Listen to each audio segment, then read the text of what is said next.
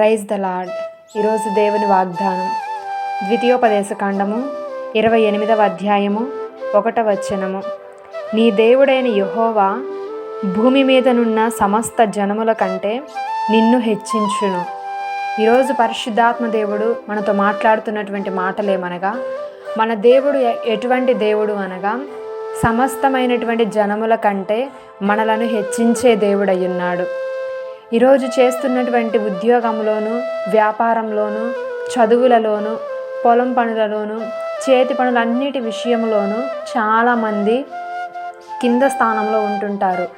నష్టాన్ని చూస్తూ, చాలా నిందలను, అవమానాలను పొందుతూ, పని చేస్తున్నా కానీ, కష్టపడుతున్నా కానీ కొన్నిసార్లు మాటలు అనిపించుకుంటూ ఎంతో వేదనలో కృంగిపోతుంటారు.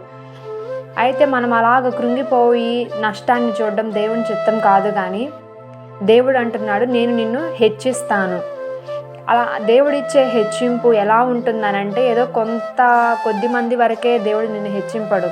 అయితే నీ ఊరి వరకో, నీ గ్రామం వరకో, నీ కుటుంబం వరకో కాదు, కానీ సమస్త జనుల కంటే, అందరికంటే కూడా, నీకంటే గొప్ప గొప్ప వారు ఎంతమంది ఉన్నా, నీకంటే బాగా ఉద్యోగం చేసేవారు, నీకంటే మంచి శక్తి సామర్థ్యములు కలిగినటువంటి వారు, బాగా చదివేవారు, బాగా పాడేవారు, బాగా పని చేసేవారు, ఎంతమంది ఎంత సామర్థ్యం ఉన్నా కానీ వారికంటే కూడా దేవుడు మనల్ని హెచ్చిస్తాను, సమస్త జనుల కంటే కూడా హెచ్చిస్తాను అంటున్నారు.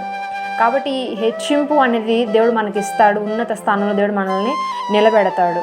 ఎప్పుడు అని అంటే, దేవుని వాక్యం అంటుంది కదా, యెహోవా మాట శ్రద్ధగా వినినప్పుడు, దేవుని యొక్క వాక్యమును మనము జాగ్రత్తగా వినినప్పుడు, వాక్యాన్ని మన హృదయంలో ఉంచుకొని, వాక్యాన్ని మన నోటితో పలుకుతున్నప్పుడు, వాక్యానుసారంగా మనం జీవిస్తున్నప్పుడు, ఏది చెప్తుందో అది మనం నడుచుకుంటున్నప్పుడు, మన ముందు ఎంతమంది మనకంటే శక్తి సామర్థ్యాలు గలవారు, బలవంతులు, గొప్ప గొప్పవారు ఎంతమంది ఉన్నా కానీ వారందరికంటే కూడా నిశ్చయముగా దేవుడు నిన్ను హెచ్చిస్తాడు.